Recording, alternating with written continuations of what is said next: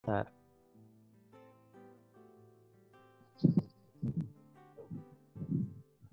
Oke, jadi kamu ada pertanyaan apa nih yang bisa kita diskusikan, Jadi saya mau nanya, kalau misalkan untuk apa ya, tahap wawancara dalam misalkan wawancara HRD itu, eh, apa yang misalkan saya merasa gugup gitu, itu gimana ya cara ngendaliinnya begitu Pak? Oke, mengendalikan rasa gugup pada saat wawancara kerja gitu ya. Jadi Ya, gini, wawancara itu kan intinya tetap komunikasi. Komunikasi itu intinya adalah tetap ya, ada materi komunikasinya, ada materinya yang ingin disampaikan, sama ada proses komunikasinya ini yang melibatkan kamu sebagai pembicara dan rekruter sebagai pendengar atau kebalikannya kan namanya komunikasi kan. Jadi ada unsur pembicara, ada unsur pendengar, ada medianya, ada media penyampaiannya, lisan gitu ya. Ada materinya, ada feedback, ada noise pengganggunya gitu. Nah, biasanya kalau kita merasa nervous, kemungkinannya itu paling besar ya. Ini nggak ada yang pasti, tapi ada dua hal yang biasanya bikin kita nervous. Dua hal ini apa? Satu, kita ngerasa gugup karena materinya yang kurang siap, atau kita ngerasa gugup karena kita dari sisi komunikasinya entah tidak terbiasa ada di lingkungan tersebut, baru pertama kali datengin interview, baru pertama kali interviewnya lewat Zoom gitu. Jadi ada dua kemungkinan ya. Jadi karena kurang persiapan atau belum terbiasa. Cuma itu aja intinya. Semua kendala itu pasti ngarahnya ke dua ini gitu ya. Nah, aku nggak tahu nih dari kamunya itu dari sisi apa. Coba sebelum nanti kamu memberikan solusi terhadap masalah gugup kamu, kamu cari tahu dulu. Coba tanyakan sama dirimu sendiri sejauh ini pada saat kamu menghadapi interview yang mungkin udah pernah lewat ya. Kamu tuh ngerasa gugup tuh gara-gara apanya? Misalkan, iya kak aku gugup karena aku ketemu orang yang kelihatan kayak wah orang hebat, atau mereka kelihatan pinter-pinter, mereka gini gitu, atau aku ngerasa gugup karena waktu mau interview kan nunggu antre dulu. Orang yang lain tuh kayaknya tuh berpengalaman gitu. Aku fresh grade gitu-gitu. Misal. Atau aku ngerasa gugup tuh karena aku ngelamar kerja yang di luar bidangku. Nah, di situ aku punya kemampuan yang mungkin aku bisa, tapi aku masih ngerasa kayak kemampuannya tuh masih basic gitu. Jadi akhirnya aku kalau ngomong ditanya-tanya akhirnya muncul gugupnya. Atau misalkan ya waktu interview yang interview aku tuh orangnya kayak jutek kak, kayak galak gitu. Aku ditanya, aku jawab, makin digali lagi gitu. Aku akhirnya jadi bingung, nah gitu-gitu. Rasa gugupnya tuh macem-macem. Nah nanti itu ya, secara detailnya gimana, nanti di sesi detail aja aku jelasinnya. Nah hal yang bisa kamu upayakan secara umum, tidak cuma sama kamu ya, tapi sama teman-teman yang mendengarkan sampai menit ini adalah coba pastikan ulang kamu harus siap dari dua hal. Pertama, siap dari sisi materinya, materi interviewnya. Yang kedua, dari sisi teknik komunikasinya. Dan dua persiapan ini bisa kamu siapkan sebagian besar itu bahkan sebelum kamu ada undangan interview. Aku bahas satu-satu. Mempersiapkan interview dari sisi kemampuan komunikasinya. Apa yang bisa kamu lakukan? Meningkatkan jam terbang kamu ngomong. Mau ngomong sendiri kek, mau ngomong sendirinya tuh kayak depan kaca, direkam terus dilihat lagi, ya kan? Bersosialisasi dengan semakin banyak orang dari background yang beda-beda, ya kan? Sambil nunggu kerja, kamu aktif di organisasi kepanitiaan atau aktif melalui sosial media, ngobrol sama sebanyak-banyaknya orang dengan background yang beda, mungkin usia yang beda, gender yang beda gitu. Akhirnya nanti kamu terbiasa untuk ngobrol, terbiasa untuk ngobrol, lama kelamaan sadar nggak sadar kemampuan komunikasimu dengan tipe orang yang beda-beda akan meningkat, dan dari situlah rasa kepercayaan diri kamu untuk berbicara bahkan sama orang yang status sosialnya begini begitu gitu ya, status ininya begitu begitu, kamu nanti lama-lama akan terbiasa ya. Ya, jadi membiasakan diri meningkatkan jam terbang untuk ngomong. Terserah gimana pun caranya. Kamu nggak harus kok ketemu orang disamperin gitu.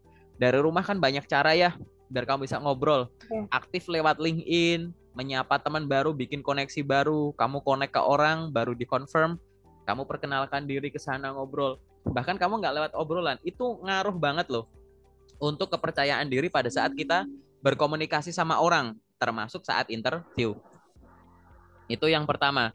Kamu coba nanti cari cara dulu untuk membiasakan diri ngobrol sama sebanyak-banyaknya orang dengan background yang beda-beda. Oke? Itu dari sisi teknik komunikasinya. Yang kedua, dari sisi materinya. Oke? Materi itu adalah bisa dibagi jadi dua lah. Ada materi yang bisa kamu persiapkan sebelumnya, ada materi yang tidak bisa kamu persiapkan sebelumnya. Yang tidak bisa kamu persiapkan sebelumnya itu disingkirin dulu aja. Misalkan ya sebelum aku tahu soal perusahaan apa yang manggil aku kan nggak mungkin aku baca website perusahaan itu kan gitu. Ya kan? Itu nanti dulu. Sekarang kamu bisa kok belajar ya materi-materi yang bahkan belum ada panggilan tes pun kamu bisa belajar ke sana. Materi apa itu? Satu, baca ulang CV. Coba latihan ngomongin soal CV perkenalan diri gitu. Perkenalkan nama saya ini, saya adalah seorang lulusan jurusan ini dengan IPK sekian dari universitas ini. Saya adalah seorang fresh graduate dengan pengalaman magang sebagai ini selama sekian lama di sini. Selain itu, selama kuliah saya aktif berorganisasi dan kepanitiaan, diantaranya mengikuti ini. Saya berminat untuk berkarir di bidang ini. Saat ini saya mampu untuk mengoperasikan software ini yang didukung dengan kemampuan berkomunikasi dengan baik menggunakan bahasa Indonesia dan bahasa Mandarin, misalkan gitu. Latihan-latihan ngomong dulu gitu. Kamu sampaikan lagi, alasan saya tertarik untuk melamar di pekerjaan ini adalah karena saya bla bla bla bla bla bla gitu. Latihan ngomong sendiri aja kayak gitu. Jadi siapkan materi adalah apa? Materi yang ada di CV. Pura-pura yang ada di CV ini tuh kamu diminta untuk menjelaskan. Seolah-olah kamu ada yang nanya, silahkan jelaskan pengalaman kerjamu, silahkan jelaskan pengalaman pendidikanmu, silahkan jelaskan pengalaman organisasimu gitu. Jadi baca materi itu baca ulang CV. Yang kedua adalah riset di internet pertanyaan interview yang biasa muncul. Bisa baca artikel boleh, bisa nonton channelku atau channel yang lain juga boleh. Cari sebanyak-banyaknya pertanyaan. Walaupun perusahaannya beda-beda, walaupun kayaknya di satu perusahaan ditanyanya ABC, perusahaan lain B, C, D, E, F, perusahaan lain A, B, D, E, F gitu.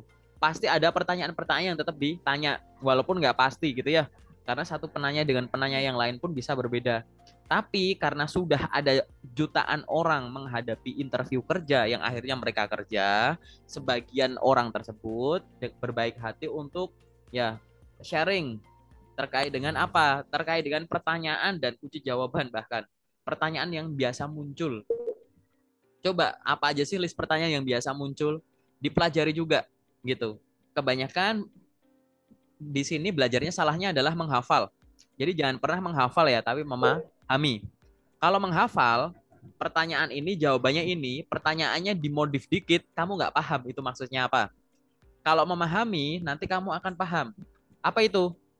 Ada banyak pertanyaan, tapi intinya menanyakan hal yang sama, gitu. Nanti kamu akan menemukan itu. Jadi coba pahami. Tiap ada pertanyaan, jangan pakai pola, oh kalau ditanya gini, jawabnya gini. Jangan. Itu nanti kalau tadi ya digeser dikit, kamu ngeblank. Harusnya apa? Kalau ada pertanyaan interview gini, kamu cari tahu dulu, kenapa itu ditanyakan? Pengen diukur apanya, pengen digali apanya, apa yang boleh dan tidak boleh untuk disampaikan. Bagaimana cara jawabnya? Oh begini, ada nggak cara jawab yang lain? Gitu, ya kan? Terus kalau dengan cara jawab kayak gini, terus gimana lagi? Oke, next ke pertanyaan selanjutnya, gitu. Setelah kamu paham itu semua, coba latihan sendiri. Nah, hal semacam ini akan meningkatkan rasa pedemu daripada sebelumnya. Karena kurang pede itu kan faktornya bukan tunggal ya. Ada orang yang nggak pede itu sebenarnya karena materi dia menguasai, interviewnya juga dari rumah lewat Zoom, tapi tiba-tiba kayak 10 menit sebelum interview listrik padam gitu. Terus hidup lagi padahal kamu belum siap misalkan gitu. Atau HP tiba-tiba error, pulsa tiba-tiba habis, akhirnya panik gitu. Ada yang cuma karena case simple-simple kayak begitu yang memang tidak kita udah antisipasi, tapi memang kayak gitu kan nggak bisa ditebak ya, di last minutes banget kan. gitu. Atau yang Iya. datangin interview tiba-tiba kendaraanmu bocor, telat gitu. Atau malah deket banget. Padahal kamu rencana berangkat awal biar aku tahu kantornya, biar aku bisa ngatur nafas dulu, bersih-bersih dulu, pakai parfum dulu gitu. Tapi karena angkotnya kena macet lah, ban bocor lah, akhirnya kamu kayak tadi. Ada yang gara-gara hal semacam ini. Ini kan hal-hal yang sifatnya eksiden ya, yang nggak bisa ditebak. Tapi Iya. kan tadi ada hal-hal yang sifatnya jauh-jauh hari, bahkan sebelum kamu ada panggilan interview bisa kamu persiapkan. Nah nanti di sesi detail aku pengen tahu tuh apapun yang bikin kamu panik itu apa dari sisi materinya, apa dari sisi memang teknik komunikasinya gitu. Oke, Oh, iya. secara general gitu ya. Udah ada gambaran belum? Kalau nggak ada gambaran nanya. Kalau ada yang kurang Oke. sesuai. Udah ada gambaran sedikit Pak dari Bapak yang jelasin tadi. Oke, ada lagi nggak yang pengen didiskusikan? Apalagi mungkin? Hmm, Kayak misalkan kan mungkin dari komunikasi ya, saya rasa saya komunikasi saya kurang kurang apa ya, kurang baik mungkin kepada orang lain. Itu gimana cara menjawabnya, kan kata Bapak perlu dengan latihan ya, latihan misalkan ngomong sendiri gitu di cermin atau dengan siapapun yang ada di rumah atau dengan tetangga-tetangga atau yang lainnya ya, itu Oke, itu sih Pak. Jadi saya bingung cara menghandle cara komunikasi yang saya punya itu. oke. Aku kasih tips tambahan ya.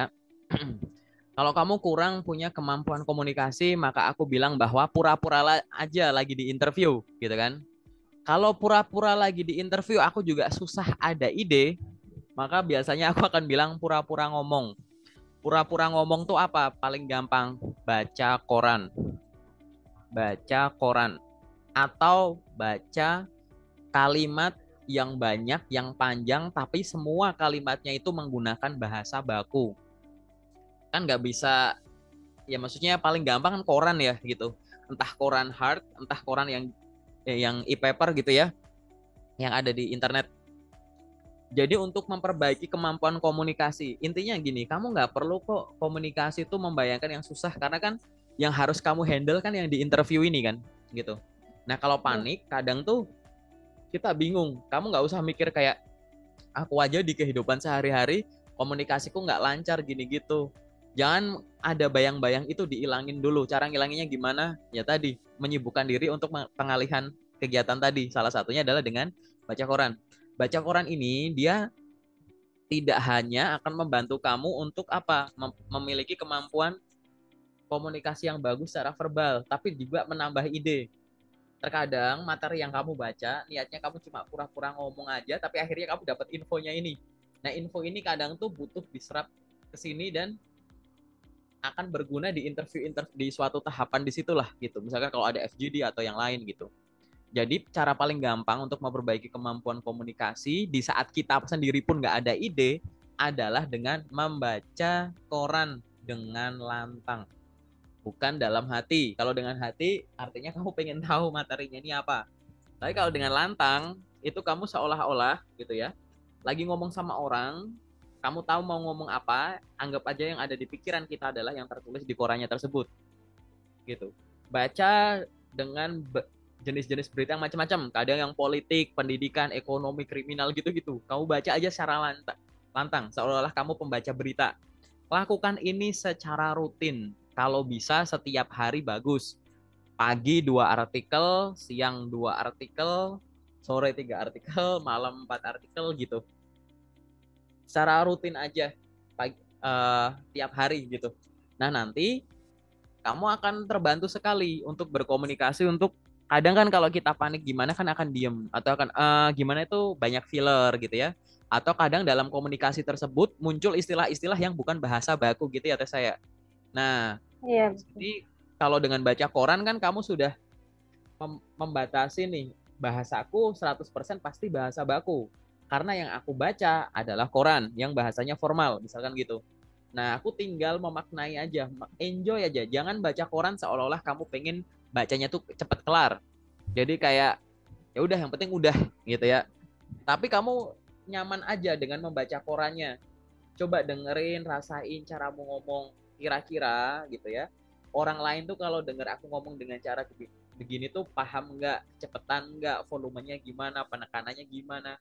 Jangan-jangan masih datar gitu. Aku nggak ada orang sini, aku ada National Geographic gitu. Gitu. Panas yang menyengat di pesisir utara menemani, ya kayak gitu. Jadi jangan datar ya.